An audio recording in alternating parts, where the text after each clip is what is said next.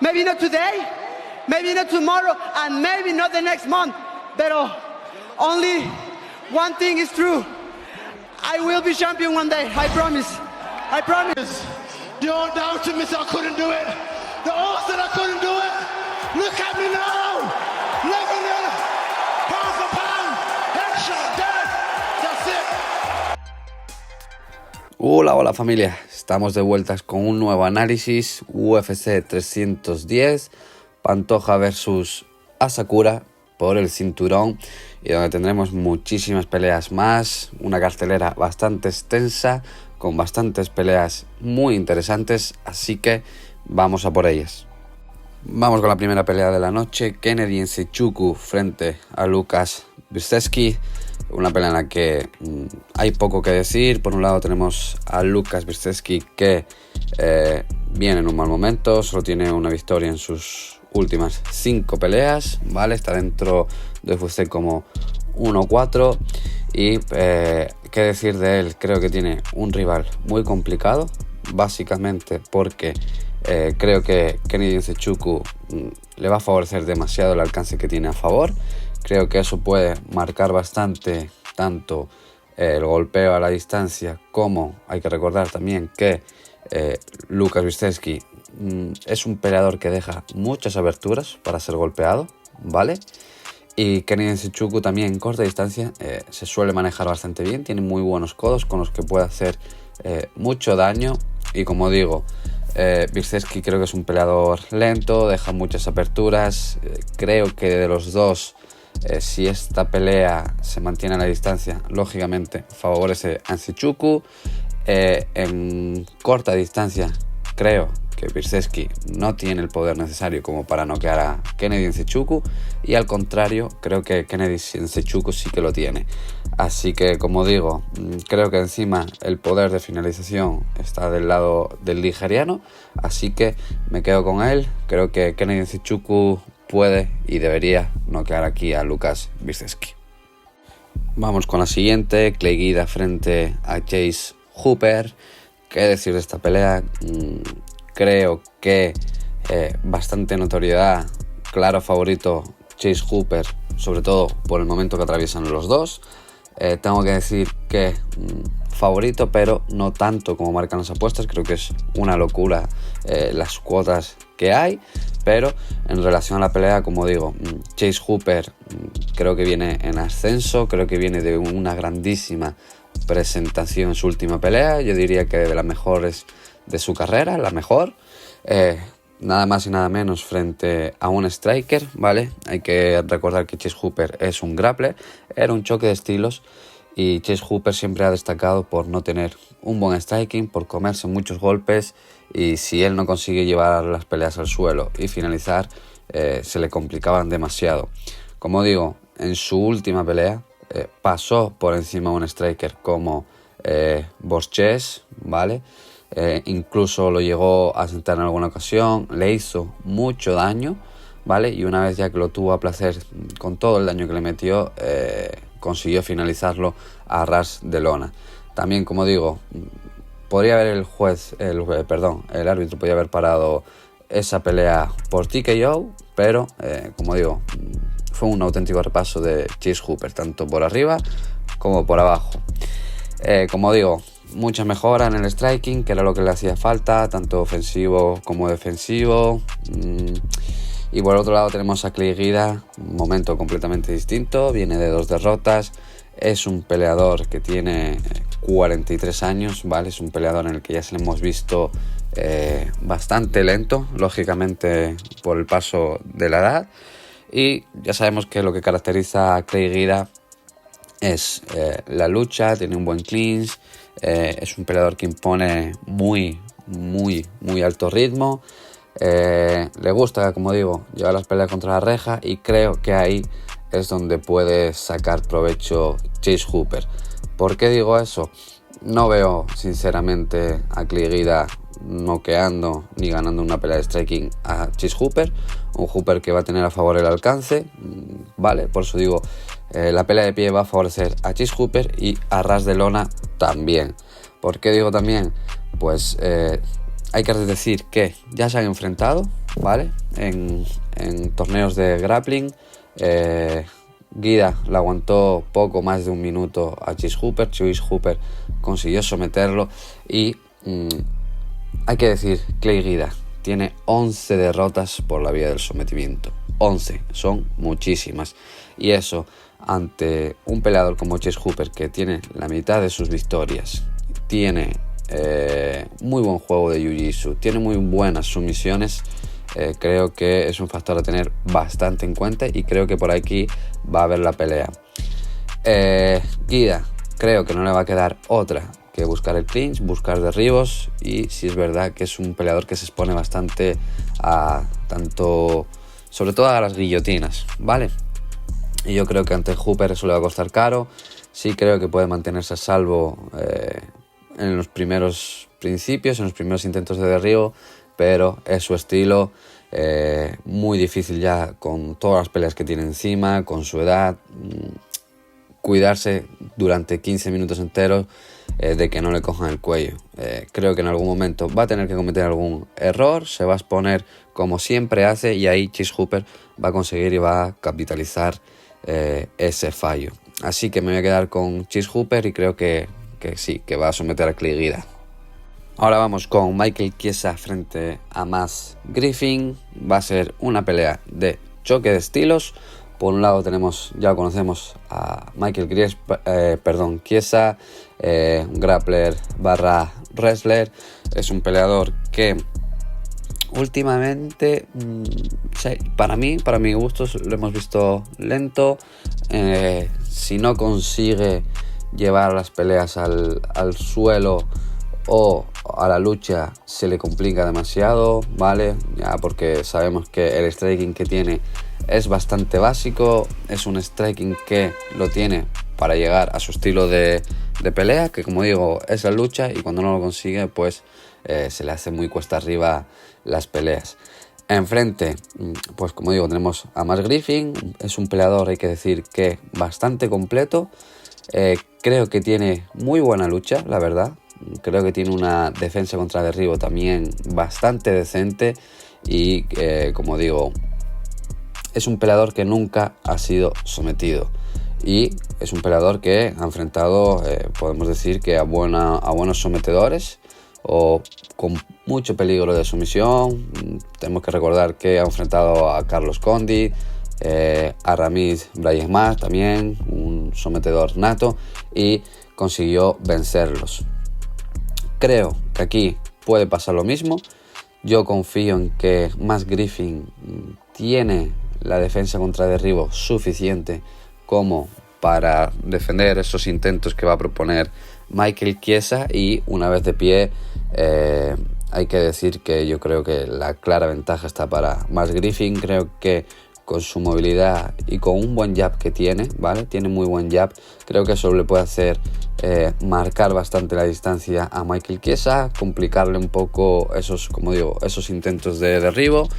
Y hay que decir también, a destacar, que no se me olvide, Max Griffin tiene un buen clinch, tiene un clinch muy fuerte, así que si llegan al clinch creo que puede revertir esas posiciones y también salirse del clinch una vez revertida la posición y mantener otra vez la pelea en el striking.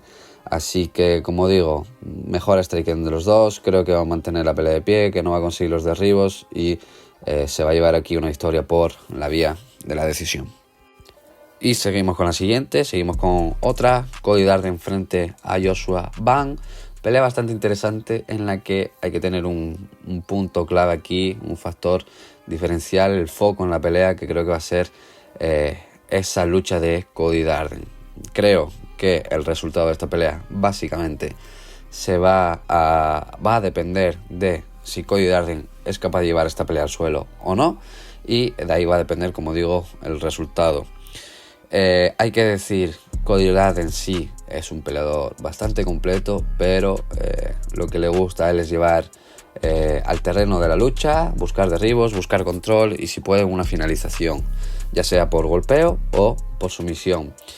Enfrente va a tener a Joshua Ban, que si algo tiene es una gran defensa contra derribos, un peleador con una base muy potente, muy fuerte, en la que le cuesta a sus rivales derribarlo, y como digo, en el ámbito del striking, en el ámbito de pie, creo que es superior. Me voy a arriesgar. No voy a decir arriesgar, porque al fin y al cabo es una pelea cerrada. Creo que puede ser una pelea 50-50. Como digo, va a depender mucho de esos derribos y del control de Darden. Si lo consigue, creo que se va a llevar la victoria claramente. Pero yo me voy a quedar por el lado de que no los va a conseguir, de que Joshua Ban va a ser capaz a defender esos derribos y mantener la pelea de pie. Una vez de pie, es superior. Creo que puede hacer bastante daño, sobre todo con ese gran golpeo que tiene al cuerpo. Trabaja muy bien los golpes al cuerpo, y creo que eso puede hacerle bastante daño a Cody Darden. Sacarle aire, cansarlo, y que así le cueste más a la hora de ir a buscar los derribos y conseguirlos. Como digo, creo que va a ser una pelea cerrada, una pelea bastante dura para ambos, y yo me voy a quedar por el lado de Joshua Ban. No creo que llegue a finalizar a Cody Darden, porque es un peleador bastante duro y con bastante corazón, así que me voy a quedar por la vía de la decisión. Vamos con una pelea en la que ya he hecho el análisis justamente hace 2 eventos. Chris Weidman frente a Eryk Anders. No me voy a alargar, como digo, ya hice el análisis de esta pelea. Me voy a quedar con el lado de Eryk Anders. Creo que a pesar de tener edades parejas, ¿vale? Claramente el que, aunque sea un poco irregular, creo que el mejor momento viene es Eryk Anders. A todo esto le sumamos, como digo, Chris Weidman tiene 40 años frente a los 37 de Eryk Anders, y el punto fuerte, ya sabemos, de Chris Weidman es la lucha, el clinch. Yo creo que Eryk Anders es un peleador también muy fuerte en el cuerpo a cuerpo. Creo que le puede plantar pelea ahí e incluso ser el que busque los derribos y sorprender un poco. No me parecería descabellado, y sinceramente me quedo con él. Como digo, peleador un poco irregular, pero son momentos completamente distintos. Craig Weidman, sí es verdad que viene de reencontrarse con la victoria, pero una victoria bastante polémica, una victoria en la que como mínimo tenían que haberle quitado algún punto por round. Recordamos, llegó a hacer como 4 o 5 piquetes de ojo a su rival, y aún así se consiguió llevar la victoria. Como digo, son causas, ¿vale? Que podían, como digo, quitarle mínimo un punto. Podía haber hecho esa pelea más cerrada o incluso una descalificación. Y quitando esta victoria un poco polémica, ¿vale? Hay que decir que es un peleador que solo lleva, contando esta última, 3 victorias en sus últimas 10 peleas. A esto le sumamos que estuvo casi 4 años inactivo, o 3 años, ahora tirando un poco de memoria no recuerdo bien, ¿vale? Son momentos que hay que tener en cuenta. También hay que tener en cuenta que tiene 7 derrotas en su récord, 6 son por la vía de la finalización. Anders creo que también tiene peligro de KO, ¿vale? Hay que decir que la resistencia, como digo, de Weidman no es la mejor, y creo que si viene una finalización en esta pelea, va a venir por el lado de Anders. Así que yo me voy a quedar con el peleador que tiene más pastos de victoria, y creo que ese es Anders. Se puede llevar una victoria aquí por la vía de la decisión o por la vía del KO, y pues como digo, me tengo que encantar por este lado. Vamos con una gran pelea, con una de las que más expectativas tengo en esta cartelera. Randy Brown frente a Bryan Battle.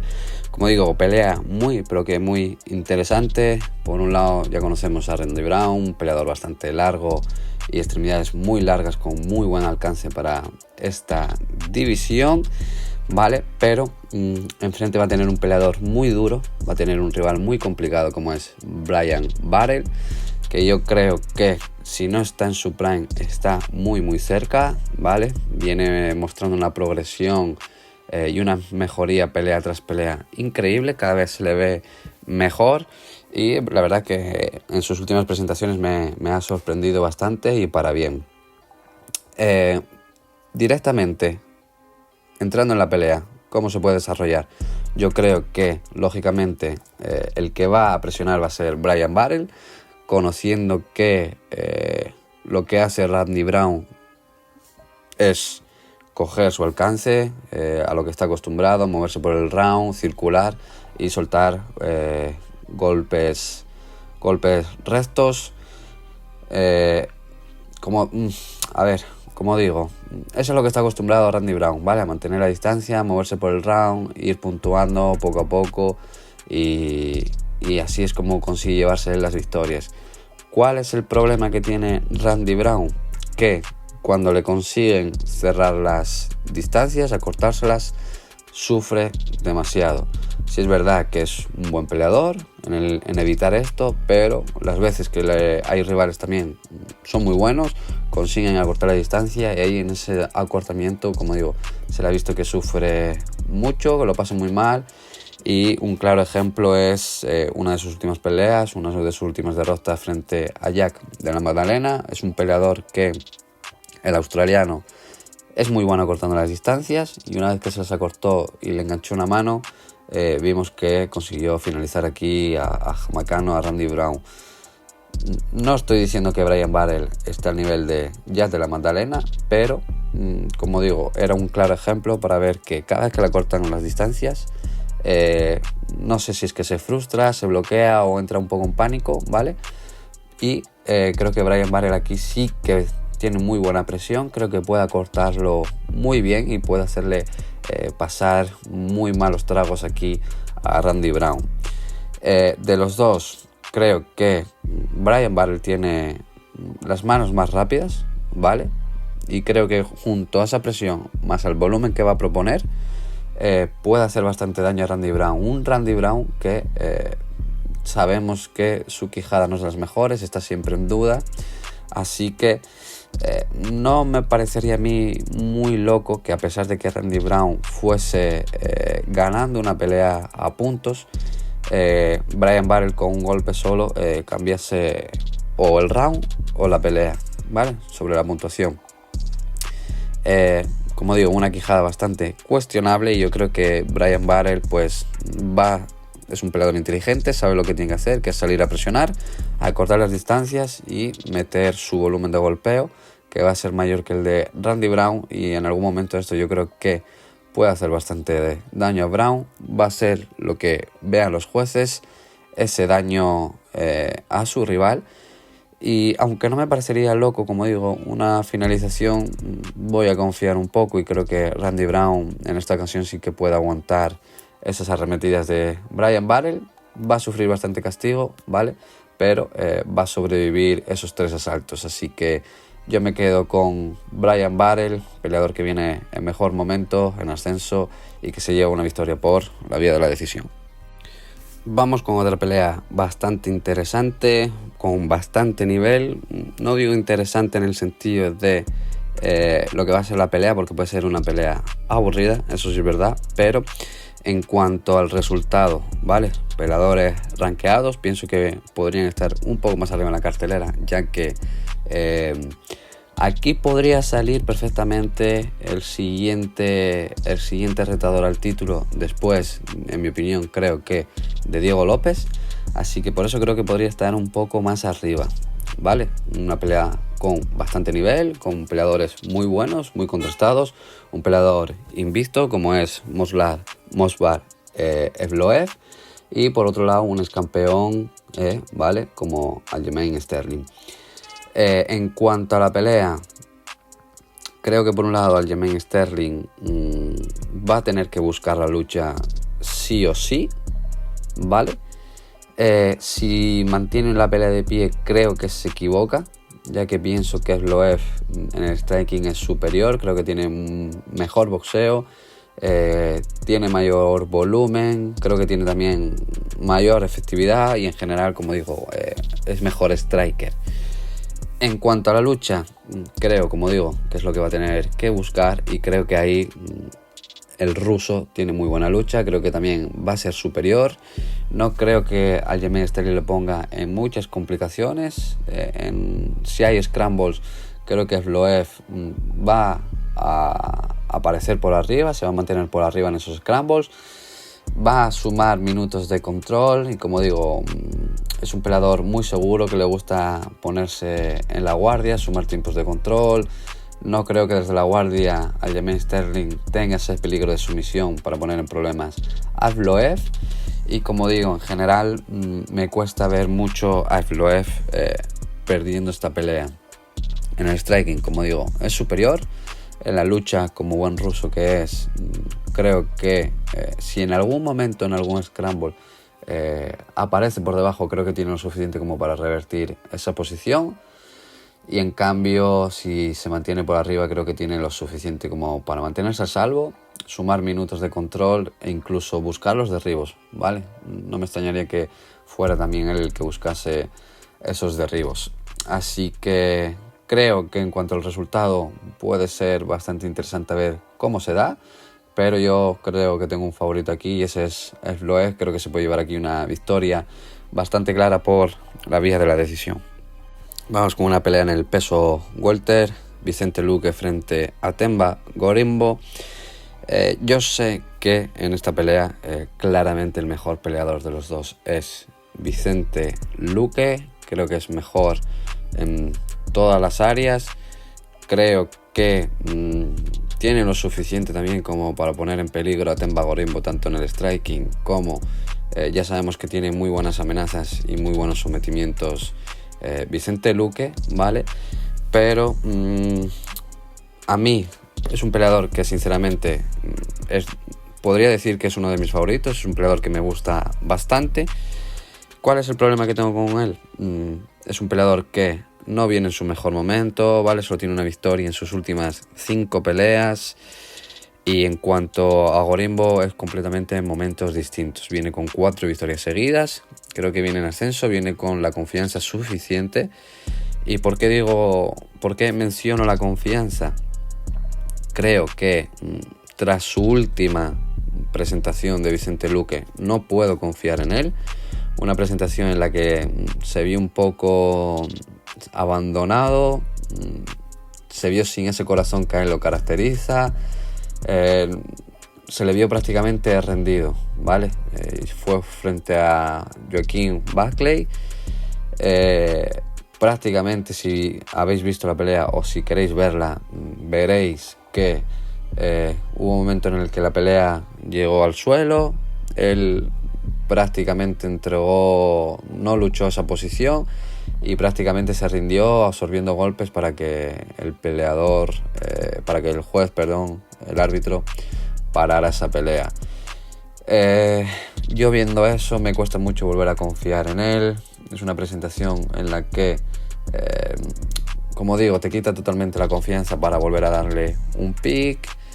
No sé si es mentalmente, no sé si estará recuperado bien mentalmente.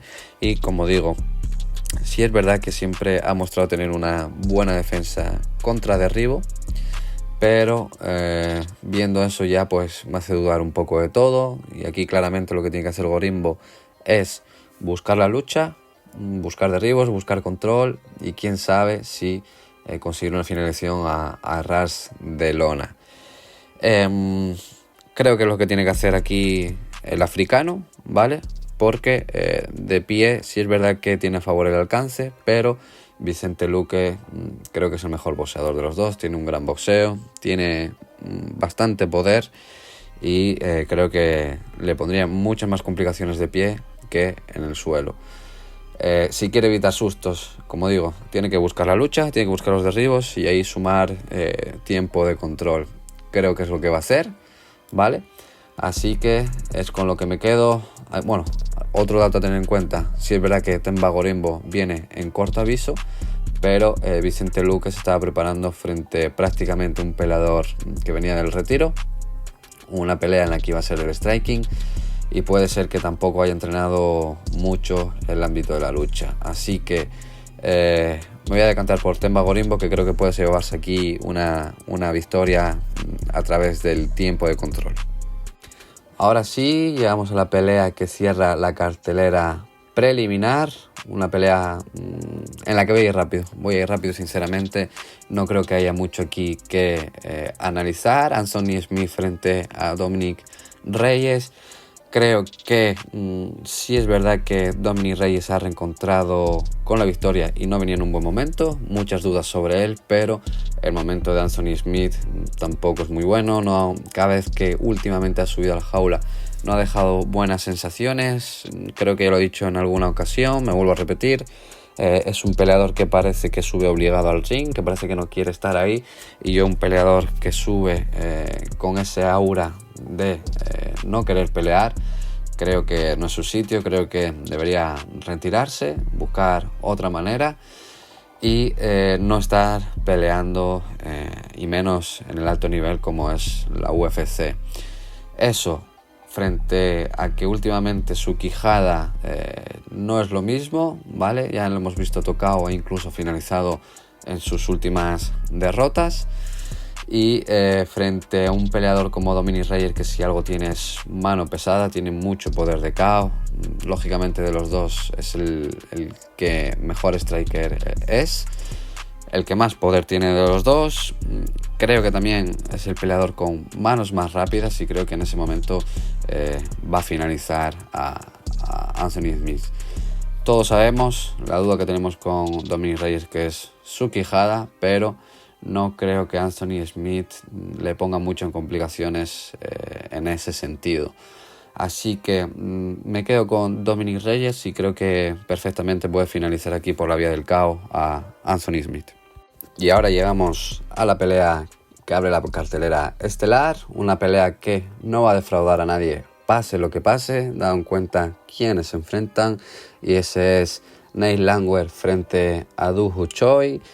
Peleadores que, como digo, siempre bastante acción en sus peleas, bastante emocionantes. Y creo que esto es una pelea 50-50. Aunque podríamos decir 51 a favor de Nate Landwehr, 49 a favor del coreano Choi. Porque sí es verdad que a Nate Landwehr puede verle ganar una decisión y tanto finalizar como una decisión. Y por el lado de Choi creo que si gana esta pelea tiene que ser finalizando. Por eso doy un 51-49. Aún así yo voy a ir en contra de la estadística. Voy a ir con el coreano, voy a ir con Choi. Hay que decir que son dos peleadores que se prestan bastante al intercambio, a los intercambios locos. Tienen un strike defensivo que absorben bastante golpeo los dos, ¿vale? Y creo que sí es verdad que ambos son peleadores duros, ambos tienen manos pesadas. Creo que a Nate Landwehr ya lo han finalizado alguna vez. Doo Ho Choi le pesa mucho la mano, creo que tiene más poder que Nate Landwehr. Y a esto le sumamos que creo que es más rápido.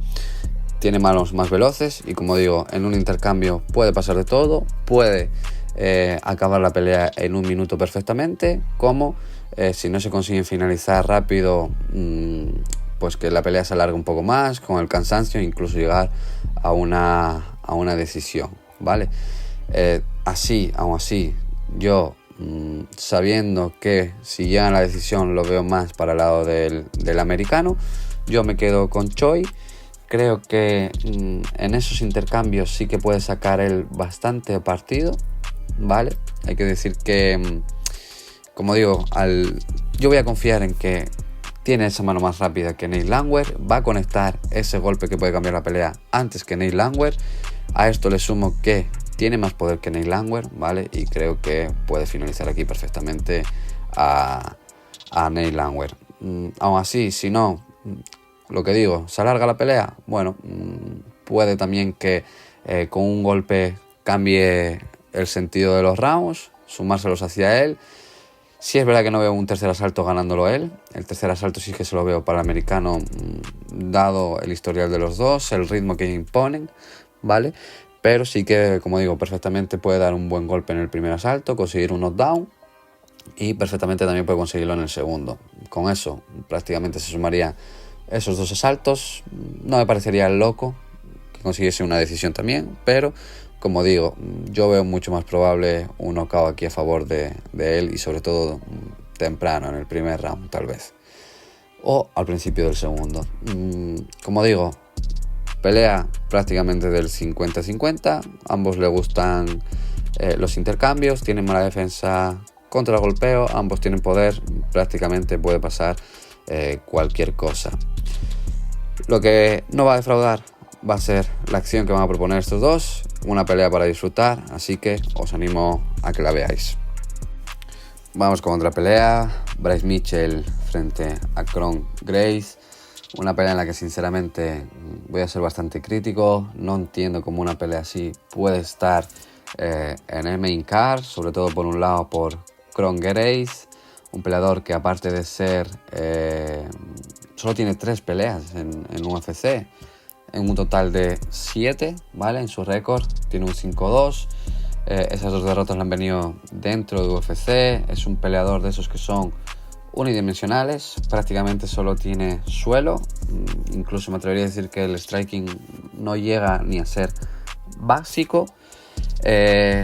Un peleador que a esto le sumamos que es un peleador bastante inactivo, y encima le dan un rival como Bryce Mitchell, que está rankeado.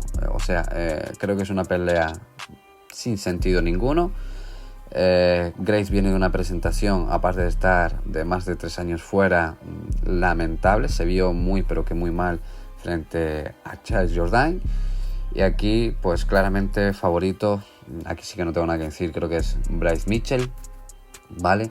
Creo que si es inteligente lo que tiene que hacer es mantener esa pelea de pie. Creo que tiene un striking bastante decente, sobre todo teniendo en cuenta su rival. Creo que a poco que haga en el striking va a ganar y fácil. Y si algún motivo la pelea llega al suelo, creo que tiene lo suficiente, tiene ese jiu-jitsu para mantenerse a salvo, sobre todo más adaptado a las MMAs, no como el brasileño. Y ya os digo, creo que puede llevarse aquí Bryce Mitchell una victoria por la vía de la decisión sin arriesgarse, bastante, aunque sea aburrida, bastante clara. Y ya está, no hay nada más que decir. Es una pelea sin sentido, como digo, la he argumentado, y creo que Bryce Mitchell va a ganar esta pelea, pase lo que pase. Vamos con una pelea de pesos pesados, Ciryl Gane frente a Alexander Volkov. Sinceramente no he analizado mucho esta pelea, básicamente porque hay que recordar que es una pelea revancha, y como digo, no lo he analizado mucho porque creo que va a seguir el mismo pacto, el mismo camino que la primera pelea. Esa primera pelea la ganó Ciryl Gane por la vía de la decisión. Creo que fue superior en el ámbito del striking, una pelea de striking. Creo que esta va a ser una pelea igual o bastante parecida, ¿vale? Creo, ya sabemos, conocemos a Ciryl Gane, de los mejores strikers que tiene ahora mismo la división. Es un peleador que, si hay que decir que tiene más o menos la misma efectividad tanto al golpeo, pero Ciryl Gane es un peleador que tiene mejor defensa contra el striking, contra los golpeos. Como digo, creo que va a ser muy parecido a la primera pelea. Ciryl Gane va a puntuar bastante bien, como lo que nos tiene acostumbrados, y va a ser superior en el striking. Por un casual que Volkov intente buscar la lucha, intente buscar esos derribos, creo que Ciryl Gane, después de la pelea con Jon Jones, ya lo vimos trabajar bastante en su lucha, en su juego de grappling, y creo que Volkov no debería poner en muchos problemas en este ámbito a Ciryl Gane. Como digo, creo que puede mantener la pelea bastante de pie. Aún así, creo que la gran mayoría va a ser una pelea de striking, y va a pasar lo mismo que la primera pelea. Ciryl Gane va a dominar de principio a fin, se va a mantener bastante seguro, va a dar los mejores golpes, y se va a llevar una historia aquí por la vía de la decisión. Vamos con la pelea coestelar de la noche, una pelea de invictos, una pelea bastante interesante, y de aquí va a salir el próximo contendiente al título, así que es una pelea a tener en cuenta, ¿vale? Y vamos a analizarla, es una pelea a 5 rounds, ¿vale? Y ya sabemos claramente que de los dos, el peleador que es mucho más completo es Shakhtar Ramonov, ¿vale? Aquí yo creo que debería buscar la lucha, ¿vale? Sí es verdad que puede ser por momentos competitivos en el striking con Ian Garry. Creo que Ian Garry sí que es superior de pie. Por eso digo, tiene que buscar la lucha, ¿vale? Buscar esos derribos. A Ian Garry ya lo hemos visto más recientemente frente a su pelea frente a Michael Venom Pace, ser llevado al suelo, ser controlado por un striker. Y creo que si MVP te puede controlar y llevar al suelo, no veo la manera en la que Shakhtar Ramonov no consiga eso mismo. Como digo, Shakhtar Ramonov puede ser por momentos competitivos en la pelea de pie, pero creo que si intenta hacer una pelea en su gran mayoría de pie, lleva las de perder. Creo que no sería muy inteligente por su parte, ya que una gran arma que tiene Ian Garry creo que son las low kicks. Creo que le puede hacer bastante daño con eso. Con eso le dañaría bastante las piernas. Eso le ayudaría a quitarle base para luego él buscar los derribos y conseguirlos. Eso le dificultaría bastante, se le complicaría. Y como digo, yo creo que tendría que, sí, tantear un poco de pie, ¿vale? Pero al fin y al cabo buscar la lucha. Como digo, Ian Garry sí es verdad que tiene una lucha ofensiva, la hemos visto bastante decente, bastante buena, pero defensiva no lo tenemos tan claro. Tenemos el ejemplo ahí, como digo, de MVP. Y también es verdad que hemos visto que tiene un buen cardio, ¿vale? Es un peleador que lo hemos visto ir a las 3 rondas con un buen aguante, un buen cardio, pero han sido peleas que se han desarrollado en su gran mayoría en el striking. Mi duda es el cardio en los rounds de campeonato, en el cuarto y quinto asalto, ¿vale? Por un lado sabemos que Ramonov lo hemos visto casi llegar a 3 rounds con Geoff Neal en una pelea en la que hubo de todo, hubo lucha, hubo bastante desgaste y se le vio bastante bien de cardio. Por eso yo creo que si busca la lucha podría desgastar a Ian Garry. No sabemos cómo reaccionaría él con el tema del cardio después de 3 asaltos luchando. Ya sabemos que la lucha desgasta mucho más que el striking. Entonces, como digo, si por ahí fuera la pelea, creo que eso podría favorecer, sobre todo en tema de cansancio, podría favorecer a Shakhtar Ramonov. Y como digo, hay que tener en cuenta también, antes de que se me escape, en el striking puede ser competitivo, ¿vale? Pero un dato a tener en cuenta es que Shakhtar Ramonov va a tener a favor el alcance. Creo que eso también puede dar, no voy a decir una ligera ventaja, pero sabiendo que Ian Garry es superior, si consigue mantener esa distancia bien, puede conseguir las cosas mucho más parejas. Hacer una pelea cerrada y a poco que busque la lucha Shakhtar Ramonov, aunque sea el clinch, dominar o intentos de derribo y poco más, creo que eso le podrían dar los rounds. Como digo, tengo esa duda con Ian Garry. No sé cómo será su cardio después de luchar durante 2, 3 asaltos o lo que sea. Si llegaría fresco no, pero con buenas reservas para los 5 asaltos. Tengo mis serias dudas y yo creo que Shakhtar Ramonov sí que puede implementar durante 5 asaltos ese ritmo de lucha, sobre todo teniendo en cuenta que su rival también se va a ir cansando. Y creo que va a ir por ahí la pelea, va a buscar la lucha, consciente de que Ian Garry es buen striker, que le puede poner en complicaciones, y si no quiere tomar riesgos, debería buscar ese game plan. Mi duda, como digo, es el cardio de Ian Garry. Si vemos que el cardio le falla bastante, vería una finalización por el lado de Shakhtar Ramonov sin ninguna duda. Hay que recordar que es un finalizador nato. Tiene sus 18 victorias todas por la vía de la finalización. Y si vemos que Ian Garry sí que puede mantenerse un poco lúcido, sobre todo con pesamientos a través del cansancio y de lo que sea, si consigue sobrevivir esos 5 asaltos. Es un poco incógnita, pero lo que yo sí creo que es claro y que es con lo que me voy a quedar, creo que Shakhtar Ramonov se va a llevar aquí una victoria y va a ser el próximo contendiente al título.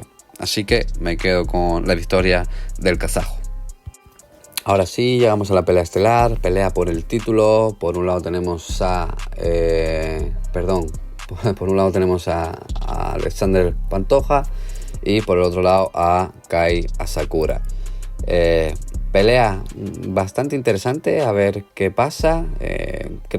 Me cuesta mucho recordar la última vez que un peleador debutó en la compañía y fue directamente por el cinturón, que este es el caso del japonés.